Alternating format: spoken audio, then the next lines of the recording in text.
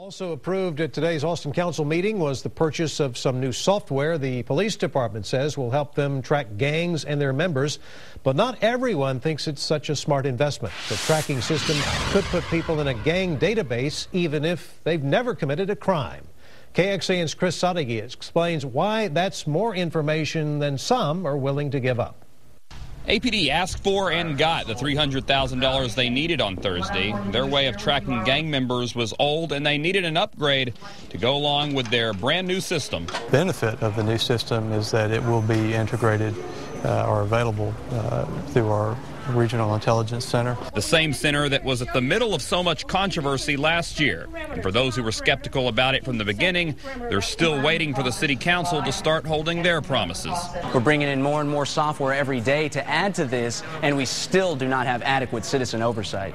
John Bush with Texans for Accountable Government says the council still does not have a community advocate to help balance the power at the center, power that grew larger on Thursday with new gang tracking software that has set criteria for what deems a gang member. Document a gang member, gang initiation, or participating in a gang act. That gets you in the database. For example, Jonathan Contreras recently pled guilty for his part in a gang initiation last year that led to the death of an elderly woman. Under the database, anyone associated with Contreras in that incident or others will be listed no matter what their part in the crime. It leads us back. It's just connect the dots. But that connecting is being made to even the smallest of dots, according to Bush. One of the criteria the new software considers is clothing associated with gangs. So a 13-year-old could be mixed up with the wrong crowd, and then they could see that the kid wears red or has colored shoelaces, and those two criteria alone are enough to be put in this database. Chris Sadeghi, KXAN, Austin News. Debbie Russell.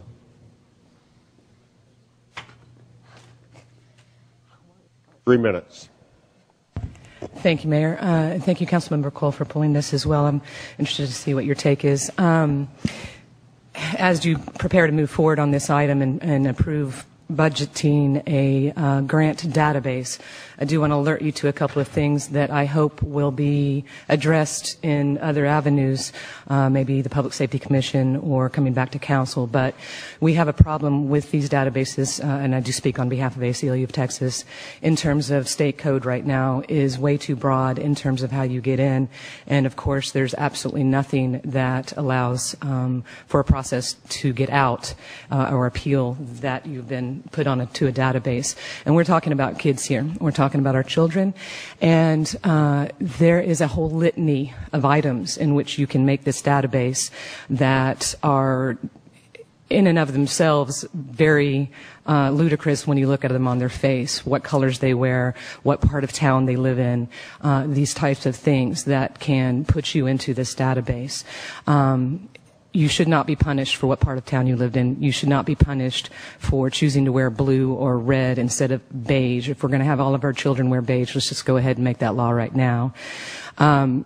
This item is, yes, we need technology, but we need to temper this technology. We need to make sure that it's done in a constitutional framework.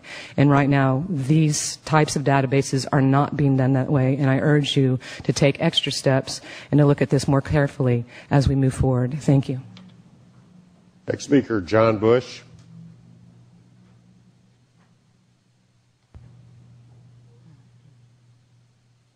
You have 3 minutes. John Bush, Executive Director, Texans for Accountable Government. This is my pet issue, the Fusion Center. I just want to give a quick notice to you guys. Recall you did take an oath to uphold and defend the Constitution, and that may not mean much to each of you because you vote to violate it almost every council meeting, but it's starting to mean a lot to the voters, as you might be able to tell. I would appreciate it if you guys took a little more time and consideration on items such as these. I know you guys are bogged down with planning and permits and zoning and all that stuff, but a lot of the community finds this stuff to be very important. Just to touch upon a few things at the gang database that Debbie was talking about, state law allows them to put records and information for children. There's no exemption for, it says any age, any child. I'm curious if you guys were aware of that. And then they say in order to get into the database, you have to meet 2 of 5 criteria. 2 of which are, as Debbie said, if you get caught somewhere that's a known gang area, or if you get arrested or in trouble and you're associating with known gang criminals. The other one is if you have any gang insignia, colors, shoelaces, or whatnot. I went to the Texas Homeland Security Conference last year, and they were encouraging their officers to go, trolling, that's the new term, to troll through people's Facebook accounts. So say they arrest somebody, a young kid, a 14-year-old, a 13-year-old who's gotten, in with the wrong crowd, and now that's one of the criteria. Now they want to put more people in the database because, let's face it, the more gang members you have in your database, the more susceptible you are to getting grant money and continuing to perpetuate all of this. So then they'll go and troll through people's Facebook accounts and find anything, if they're wearing a red shirt or something. And I believe I've viewed this movie called The Secret, right, where it's about the law of attraction. If you put things out there, then it'll become true. So if we put these young youth in these gang databases, then we're going to give them a fine reputation to live up to, and they're eventually going to fulfill their spot in that database. Even in England now, they're starting to put people in databases because their family has gang history. This is not the solution to the problem. This is just more and more intelligence-led policing. We think that we can solve the problems like this fusion center or these databases are going to be a panacea, but I believe it's going to take away from genuine community policing where we get out there and we let these kids know why it's wrong to be involved with criminal activity and to be involved with gangs. And again, it's just going to increase the occurrence of profiling, and we're going to put these young youth who are just in the wrong place at the wrong time or involved with the wrong crowd in a database, and then again they're going to fulfill their reputation of being in that database. Another thing, I know there's a lot of controversy going on about the Open Meetings Act. This is coming from the Urban Area Security Initiative.